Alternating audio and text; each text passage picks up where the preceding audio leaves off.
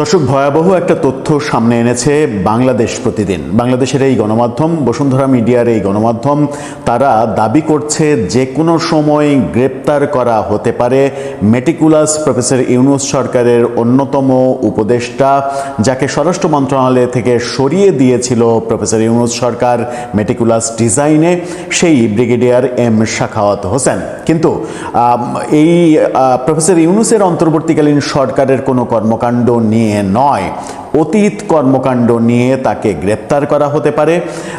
এর আগে অনেককে গ্রেপ্তার করা হয়েছে। রিমান্ডে তাদের কাছ থেকে ব্রিগেডিয়ার সাখাওয়াত সম্পর্কে চাঞ্চল্যকর তথ্য পাওয়া গেছে, এরকম দাবি করছে বাংলাদেশ প্রতিদিন তাদের রিপোর্টে। হঠাৎ করে প্রফেসর ইউনূস সরকারের উপদেষ্টা ব্রিগেডিয়ার সাখাওয়াত হোসেন, যাকে মনে হচ্ছিল যে প্রফেসর ইউনূস সরকারের বিপক্ষেই তিনি মানে এক ধরনের অবস্থান নিচ্ছেন, উপদেষ্টা পরিষদের মেয়াদ শেষের পরে কিচেন ক্যাবিনেট সহ নানা ধরনের তথ্য ফাঁস করে দিয়েছিলেন তিনি, সেই ব্রিগেডিয়ার সাখাওয়াতকে কেন গ্রেপ্তার করা হতে পারে বলছে বাংলাদেশ প্রতিদিন। কি তার অপরাধ? চলুন একটু জেনে দেখি ভেতরের রহস্যটা এই ভিডিওতে। থাকবেন, চলে যাচ্ছি মূল আলোচনায়। বলছিলাম ব্রিগেডিয়ার সাখাওয়াত হোসেনের কথা। বাংলাদেশ প্রতিদিনের শিরোনামটা দেখলেই আপনারা বুঝতে পারবেন যে কি বলা হচ্ছে। তারা দাবি করছে যে কোনো সময় গ্রেপ্তার হতে পারেন সাখাওয়াত। কেন যে কোনো সময় গ্রেপ্তার হতে পারেন সাবেক উপদেষ্টা এবং 111-এর সময়কার নির্বাচন commissioner brigadier M Sakhawat Hossain? 111-এর অন্যতম কুশীলব কুচক্রীদের সঙ্গে নির্বাচন কমিশনের পক্ষে যোগাযোগ করা, বিএনপি ভাঙার অপচেষ্টা এবং অতিরিক্ত ব্যালট পেপার ছাপানোর অভিযোগ রয়েছে তার বিরুদ্ধে, এরকম দাবি করা হচ্ছে। এছাড়া সদ্যবিদায়ী অন্তর্বর্তী সরকারের সময়ে চট্টগ্রাম সমুদ্র বন্দরে তার পুত্র এম শাফাক হোসেনের একচ্ছত্র প্রভাবে বন্দরে অচল অবস্থার সৃষ্টি, বিষয়গুলো নিয়ে তদন্ত হবে বলে জানা গেছে। বন্দর যে ডিপি ওয়ার্ল্ডের হাতে দিয়ে দেওয়ার বন্দোবস্ত করা হয়েছিল, সেখানে আমরা দায়ী করছিলাম মূলত বিডার চেয়ারম্যান এবং প্রফেসর ইউনূসের মেটিকুলাস ডিজাইনের ব্যাপারটাকে। কিন্তু বাংলাদেশ প্রতিদিন বলছে যে এর অন্যতম কারিগর ব্রিগেডিয়ার সাখাওয়াত, কারণ তার ছেলে শাফাকের সঙ্গে ডিপি ওয়ার্ল্ডের ঘনিষ্ঠ সম্পর্ক রয়েছে। সেই স্বার্থেই বহু মানে বড় অঙ্কের মুনাফা অর্জনের জন্য, কমিশন অর্জনের জন্য ডিপি ওয়ার্ল্ডের হাতে তুলে দেওয়ার বন্দোবস্ত করা হয়েছিল। এছাড়া বন্দরে নানা ধরনের যে অসন্তোষ, নানা ধরনের তার মন্ত্রণালয়ে নানা ধরনের টেন্ডার বাণিজ্য, এগুলো নাকি তার ছেলে করেছে, এরকমটা তদন্ত চলছে, এই দাবি করছে বাংলাদেশ প্রতিদিন। তারা মূল যে দায় দিচ্ছে সেটা হচ্ছে 111-এর সরকারের সময় ব্রিগেডিয়ার সাখাওয়াত নির্বাচন কমিশনের সব থেকে প্রভাবশালী কমিশনার ছিলেন এবং সেই সময় তিনি নানা ধরনের কর্মকাণ্ড করেছিলেন। 111-এর সময় সাখাওয়াত হোসেন ছিলেন এই প্রভাবশালী নির্বাচন কমিশনার। সম্প্রতি লেফটেন্যান্ট জেনারেল অবসরপ্রাপ্ত মাসুদ উদ্দিন চৌধুরী, লেফটেন্যান্ট জেনারেল অবসরপ্রাপ্ত শেখ মামুন খালেদকে গ্রেপ্তারের পর সাখাওয়াত হোসেন সম্পর্কে চাঞ্চল্যকর তথ্য জানা যায়, এই দাবি বাংলাদেশ প্রতিদিন করছে। একাধিক সূত্রে জানা গেছে মূলত মঈন মাসুদদের প্রতিনিধি হিসেবে তিনি নির্বাচন কমিশনের কমিশনার হিসেবে নিয়োগ লাভ করেছিলেন। তার দায়িত্ব ছিল কমিশনের পক্ষে কুচক্রীদের সঙ্গে যোগাযোগ করা, তারা যেভাবে নির্দেশনা দিতেন তা বাস্তবায়ন করা। সে সময় বিএনপিকে ভাঙার অপচেষ্টার নেতৃত্ব তিনি দিয়েছিলেন, এমন অভিযোগ তার বিরুদ্ধে। সবচেয়ে গুরুতর অপরাধ হলো 2008-এর নির্বাচনে বিএনপিকে পরাজিত করতে যে অতিরিক্ত ব্যালট পেপার ছাপানো হয়, সেগুলো তার তত্ত্বাবধানেই হয়েছিল। ব্যালটের ডিজাইন সহ অন্যান্য প্রিন্টিং তথ্য উপাত্ত লেফটেন্যান্ট জেনারেল অবসরপ্রাপ্ত শেখ মামুন খালেদকে তিনি সরবরাহ করেছিলেন। শেখ মামুন তখন ডিজিএফআইয়ের পরিচালক ছিলেন। মানে অতিরিক্ত ব্যালট ছাপানো হয়েছিল সেই সময়, সেই অভিযোগ করা হচ্ছে তার বিরুদ্ধে। কিন্তু সেই সময় 2008-এর ডিসেম্বরের নির্বাচনে এই ধরনের কোনো তথ্য মানে ফলাও করে গণমাধ্যমে প্রচার হয়েছে এমনটা আমরা কিন্তু দেখিনি। 111-এর সময় প্রধান নির্বাচন কমিশনার ছিলেন ডক্টর এটিএম শামসুল হুদা ও অপর কমিশনার ছিলেন মোহাম্মদ সোহুল হোসাইন, সচিব ছিলেন হুমায়ুন কবির। মঈন মাসুদদের প্রভাবে এই তিনজনকে সবসময় চাপে থাকতে হতো, সে কারণে সাখাওয়াতের সিদ্ধান্তের বাইরে তাদের কিছুই করার ছিল না। এই তথ্যগুলো দিচ্ছে মূলত ব্রিগেডিয়ার সাখাওয়াত হোসেনের বিরুদ্ধে 111-এর সময়ে যে বিরাজনীতিকীকরণ এবং মানে রাজনীতিবিদদের দূরে সরিয়ে দেয়া, দল ভাঙা। আমরা তখন দেখেছি বিএনপি ভাঙা, আওয়ামী লীগ ভাঙার চেষ্টা করা হয়েছে। বিএনপি আওয়ামী লীগের মানে সভানেত্রীকে গ্রেপ্তার গ্রেপ্তার করে কারাগারে রাখা হয়েছে, এই ব্যাপারগুলো আমরা দেখেছি। এবং তৎকালীন মানে তার আগের সরকারে থাকা বিএনপি সরকারের মানে খালেদা জিয়া পুত্র বর্তমান প্রধানমন্ত্রী তারেক রহমানকে গ্রেপ্তার করা, রিমান্ডে নিয়ে তাকে নির্যাতন করা, তার বাসাতে গিয়ে গ্রেপ্তারের সময় তাকে বেধড়ক মারধর করা, এই ধরনের অভিযোগ শোনা গিয়েছিল। এবং সেই ব্যাপারগুলো রাজনীতিবিদদের জন্য রাজনীতি কঠিন করে দেওয়ার যে মেটিকুলাস ডিজাইনগুলো তখন আজকে থেকে 17 বছর 18 বছর আগে করা হয়েছিল, সেই ডিজাইনের সঙ্গে ব্রিগেডিয়ার সাখাওয়াতের অন্যতম সম্পর্ক ছিল এবং অন্যতম কুশীলব হিসেবে তিনি কাজ করেছেন, এই অভিযোগ করা হচ্ছে বাংলাদেশ প্রতিদিনের রিপোর্টে। এবং তারা দাবি করছে যে 2-3 জন সেনা কর্মকর্তা সাবেক অবসরপ্রাপ্ত তারা গ্রেপ্তার হয়েছেন, তারা নাকি রিমান্ডে ব্রিগেডিয়ার সাখাওয়াত হোসেন সম্পর্কে চাঞ্চল্যকর তথ্য দিয়েছেন এবং সেই কারণে তাকে যে কোনো সময় গ্রেপ্তার করা হতে পারে এমন মানে তথ্য তারা দাবি করছে। কিন্তু ব্রিগেডিয়ার সাখাওয়াতকে গ্রেপ্তার করার পরে কি ঘটবে? ব্রিগেডিয়ার সাখাওয়াত যদি গ্রেপ্তার হন তাহলে 111-এর তথ্যের পাশাপাশি প্রফেসর ইউনূসের মেটিকুলাস শাসন আমলের অনেক তথ্যকে বেরিয়ে আসবে, যে কারণে তাকে স্বরাষ্ট্র মন্ত্রণালয় থেকে সরিয়ে দেওয়া হয়েছিল। 7.2 রাইফেলের গুলি কোত্থেকে আসলো, এই স্নাইপার কারা ব্যবহার করলো, এই প্রশ্ন উত্থাপন করে তিনি স্বরাষ্ট্র মন্ত্রণালয়ের চাকরি হারিয়েছিলেন। সেই ব্যাপারগুলো তার অনেক বেশি জানার কথা, কি ঘটেছিল ভেতরে সেগুলোও কি তিনি ফাঁস করে দেবেন? অর্থাৎ এক গ্রেপ্তারে 111-এর তথ্য যেমন ফাঁস হবে, তেমনি প্রফেসর ইউনূস সরকারের মেটিকুলাস ডিজাইন এবং ডিপ স্টেটের ষড়যন্ত্র, ওই আন্দোলনে স্নাইপার ব্যবহার করা। গতকালকে বিবিসির সঙ্গে সাক্ষাৎকারে আসিফ নজরুল স্নাইপারের কথা স্বীকার করেছেন এবং তিনি বলেছেন যে ওই আন্দোলনের সময় তাকে সেনাবাহিনী থেকে কেউ একজন ফোন দিয়ে বলেছিল স্নাইপারদের টার্গেট, অন্যতম টার্গেট আপনি সহ কয়েকজন, আপনি সাবধানে থাকেন, স্নাইপাররা যে কোনো সময়ে আপনাকে মেরে দিতে পারে। এই যে স্নাইপারের ব্যবহার, অর্থাৎ আসিফ নজরুলও স্বীকার করেছেন যে ওই আন্দোলনে স্নাইপার ব্যবহার করা হয়েছে। স্নাইপারের গুলিতে মীর মুগ্ধ, পানি লাগবে পানি, সেই মীর মুগ্ধ নিহত হয়েছেন। স্নাইপারের গুলিতে বাড়ির দোতলায় 3 তলায় থাকা শিশু, বারান্দায় থাকা শিশু নিহত হয়েছে। এরকম ঘটনাগুলো আমরা দেখেছি। কিন্তু কারা এই ঘটনা ঘটেছে এই তথ্যগুলোকে ব্রিগেডিয়ার সাখাওয়াতকে যদি গ্রেপ্তার করে ফেলা হয় তাহলে সেই তথ্যগুলোকে বেরিয়ে আসবে এবং সেই তথ্যগুলো বেরিয়ে আসলে জুলাই আন্দোলনের যে মানে গর্বিত ইতিহাস, সেই ইতিহাস কি অনেকখানি ভুলণ্ঠিত হয়ে যেতে পারে? অনেকগুলো প্রশ্ন সামনে আসছে। কিন্তু বাংলাদেশ প্রতিদিন কেন এই দাবি করছে যে কোনো সময় তাকে গ্রেপ্তার করা হতে পারে? বিএনপি সরকার কি এই বিগত অন্তর্বর্তী সরকারের কাউকে প্রথম গ্রেপ্তার করার সিদ্ধান্ত নিতে চলেছে, যেটা ব্রিগেডিয়ার সাখাওয়াত হোসেন? এবং সেই দায়টা মানে বিগত অন্তর্বর্তী সরকারের দায়িত্ব পালন করার দায় নয়, সেই 17 বছর আগের 111-এর দায়ের কারণেই তাকে গ্রেপ্তার করা হচ্ছে। ব্রিগেডিয়ার সাখাওয়াতের ছেলে সম্পর্কে যে সকল তথ্য বাংলাদেশ প্রতিদিন বলছে, ব্রিগেডিয়ার সাখাওয়াতের যে ভালো চেহারা এবং ভালো ভাবমূর্তি আমরা বিগত সময় দেখে এসেছি, সেগুলোকেও ধূলিসাৎ করার এটা একটা বড় পয়েন্ট হতে পারে।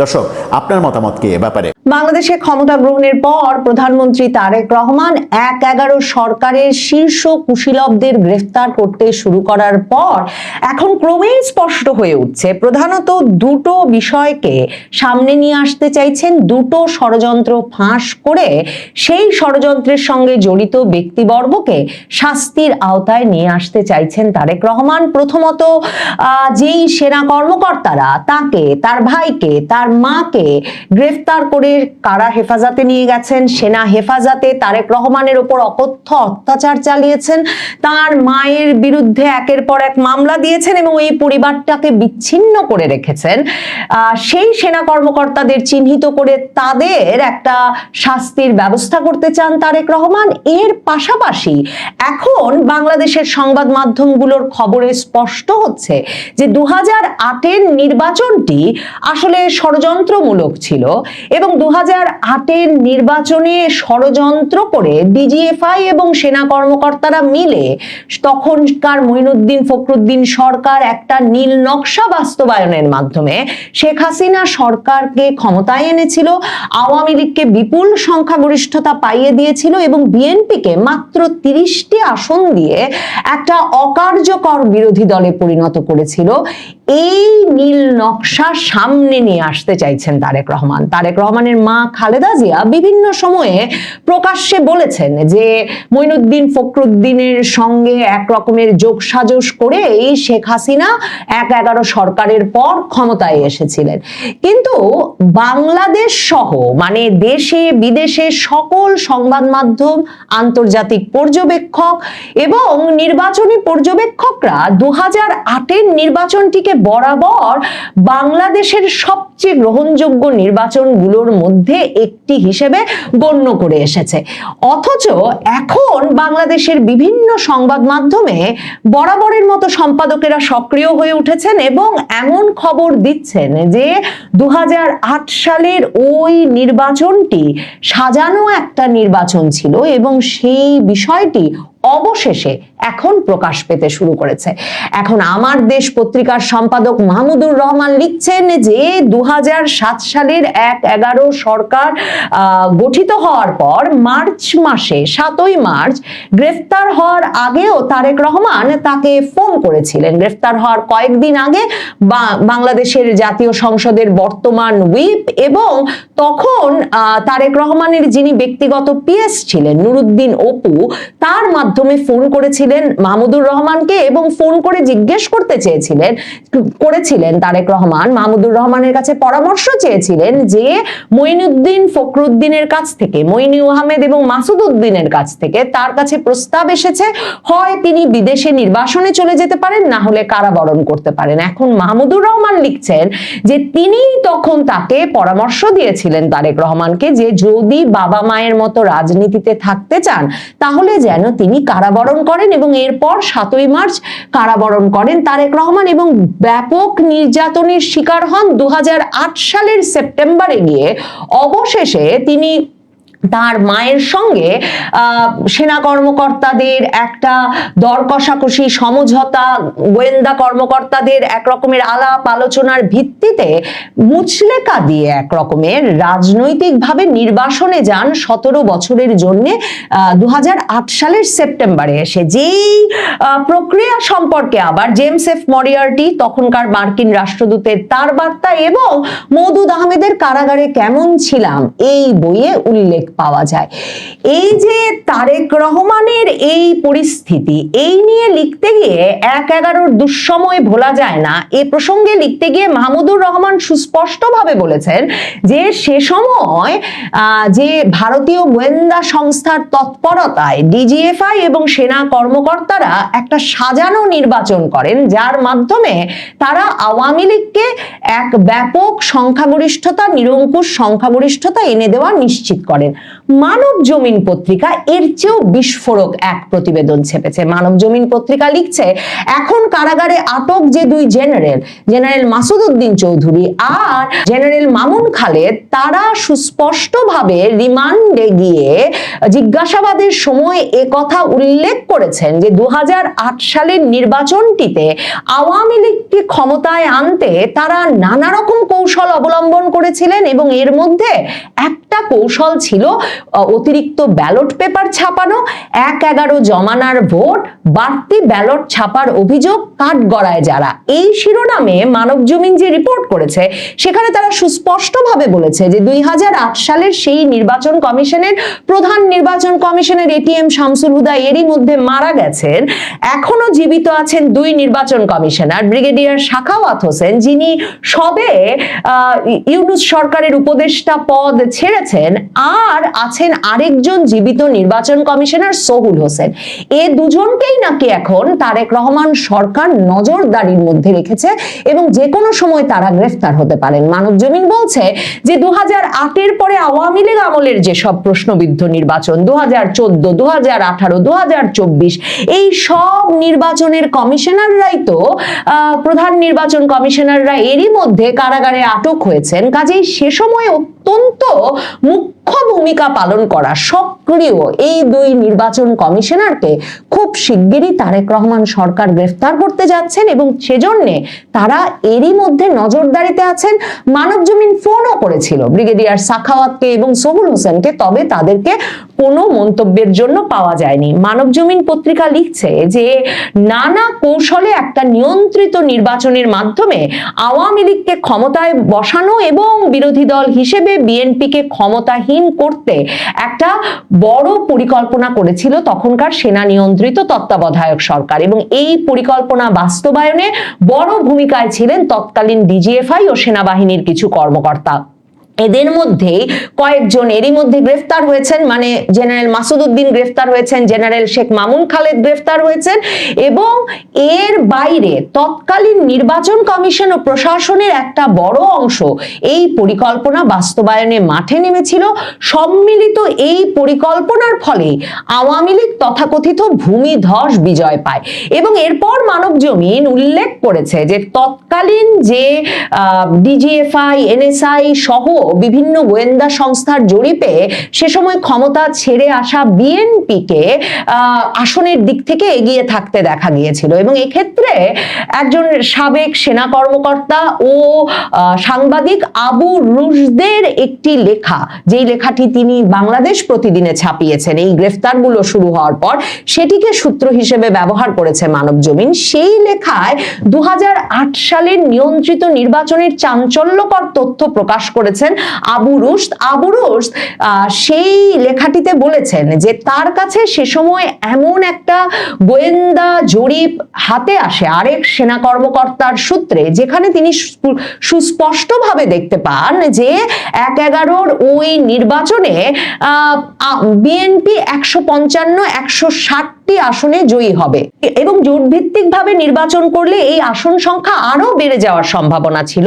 কিন্তু কঠোর নির্দেশনা ছিল সকল গোয়েন্দা সংস্থা এবং প্রশাসনের সকল পর্যায়ে যে কিছুতেই বিএনপিকে 30টির বেশি আসন দেওয়া যাবে না, এবং এই নির্দেশনা এসেছিল স্বয়ং সেনাপ্রধান জেনারেল মইনু আহমেদের কাছ থেকে, কারণ তিনি নাকি বলেছিলেন যে কোনোভাবেই বিএনপিকে ক্ষমতায় আসতে দেওয়া হবে না। সাংবাদিক আবু রুশদ এবং আমার দেশ সম্পাদক মাহমুদুর রহমান দুজনেই বলছেন, এবং মানবজমিন পত্রিকার এই রিপোর্টেও বলা হচ্ছে যে প্রতিবেশী দেশ ভারতের চাপের মুখেই মইনু আহমেদ এই সিদ্ধান্ত নেন যে যে কোনো উপায়ে আওয়ামী লীগকে ক্ষমতায় আনতে হবে। মানে আমার মনে যে প্রশ্নটা জেগেছে সেটা হচ্ছে যে ভারত এমন একটি কাজ যদি করতেই চায় এবং করিয়ে থাকে সে সময়কার সেনা কর্মকর্তাদের দিয়ে, তাহলে 2024-এর 5ই আগস্টের পর আমরা ক্রমাগতভাবে দেখলাম ডিজিএফআই এর বিভিন্ন সাবেক প্রধানরা সহ সেনা কর্মকর্তা, পুলিশ কর্মকর্তা সহ প্রশাসনের কর্মকর্তারা ভারতে চলে গেছেন এবং ভারতের নিরাপদ আশ্রয়ে রয়েছেন। এমনকি গ্রেফতারি পরোয়ানা আন্তর্জাতিক অপরাধ ট্রাইব্যুনাল থেকে জারি হয়ে যাওয়ার পর কর্মরত সেনা কর্মকর্তা, জেনারেল পর্যায়ের কর্মকর্তাকে আমরা দেখেছি যে তিনি হঠাৎ পরিবার সহ উধাও হয়ে গেছেন, এবং পরে তিনি যে সীমান্ত পাড়ি দিয়ে ভারত চলে গেছেন সে খবর প্রকাশ হয়েছে। তাহলে এই জেনারেল মাসুদ উদ্দিন কিংবা জেনারেল শেখ মামুন খালেদ এদেরকে ভারত এই সব খবর প্রকাশ করবার জন্য কেন বাংলাদেশে থাকতে দিল সেটা একটা প্রশ্ন বটে। কিন্তু মানবজমিন পত্রিকা বলছে যে এই সূত্রে এখন ব্রিগেডিয়ার সাখাওয়াত এবং সাবেক নির্বাচন কমিশনার সোহুল হোসেনের গ্রেফতার হওয়া সময়ের ব্যাপার মাত্র, কারণ নির্বাচনী ইঞ্জিনিয়ারিং প্রক্রিয়ার যে কয়েকটি ধাপ ছিল এর মধ্যে অতিরিক্ত ব্যালট পেপার ছাপানো, গোপনে ব্যালট পরিবহন এবং ছক অনুযায়ী নির্বাচনী কর্মকর্তাদের একটি অংশকে প্রভাবিত করে প্রশাসন ও আইন শৃঙ্খলা বাহিনীর সহায়তায় ফলাফল নিয়ন্ত্রণ করা ছিল কৌশলগুলোর অংশ। মানবজমিন পত্রিকা লিখছে যে 2008 সালের পাতানো নির্বাচনের অন্যতম কুশীলব তৎকালীন নির্বাচন কমিশনের 2 সদস্য ব্রিগেডিয়ার সাখাওয়াত হোসেন এবং সোহুল হোসেন এখন নজরদারিতে আছেন বলে তারা বিভিন্ন সূত্রে জানতে পেরেছে।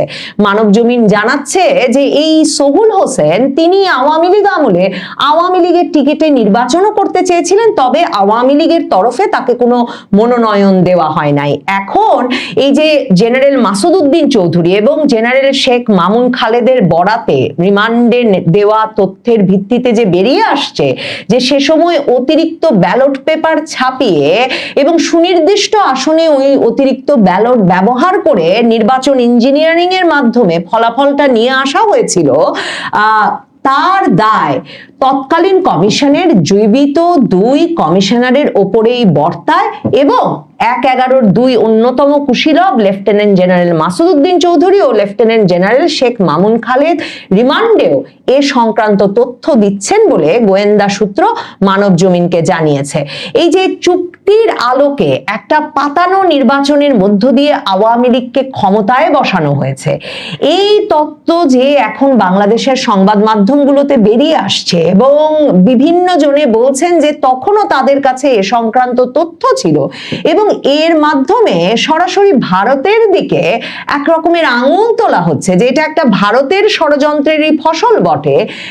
প্রশ্ন জাগে যে একই সঙ্গে তারেক রহমান এবং ভারত সুসম্পর্ক রক্ষা আর ভারতের কারসাজিতে 2008-এর নির্বাচন হয়েছিল আর 1-11 ঘটেছিল সে কথা বলে 1-11-র কুশীলবদের বিচার করা তারেক রহমানের পক্ষে, প্রধানমন্ত্রী তারেক রহমানের পক্ষে, তার সরকারের পক্ষে সম্ভব হবে কিনা। প্রশ্ন জাগে যে যদি ভারত সরকার, তৎকালীন ভারত সরকার এত বড় ষড়যন্ত্র করে বিএনপিকে এক রকমের রাজনীতিতে অকার্যকর করে ফেলবার সকল ব্যবস্থা সম্পন্নই করে থাকে, তাহলে এত বছর বাদে, এই 17 বছর বাদে ভারতেরই এক রকমের গ্রিন সিগন্যালে সহযোগিতায় সমর্থনে তারেক রহমানের পক্ষে বাংলাদেশে ফেরা সম্ভব হতো কিনা। মানে অনেকগুলো হিসেব নিকেশ মিলছে না। তবে এগুলো কি শুধুই বাংলাদেশের সংবাদ মাধ্যম বা বিশেষ বিশেষ সম্পাদকদের উৎসাহে লেখালেখি হচ্ছে কিনা, নাকি সত্যি তারেক রহমান 2008 সালের নির্বাচনটিকে ষড়যন্ত্র হিসেবে চিহ্নিত করে এরও বিচার চাইবেন, তা দেখবার জন্য আসলে অপেক্ষা করতে হবে। সত্যি মানব জমিন যেমন বলছে ব্রিগেডিয়ার সাখাওয়াত এবং সোহুল হোসেন এ দুজনকে তারেক রহমান সরকার গ্রেফতার করে কিনা।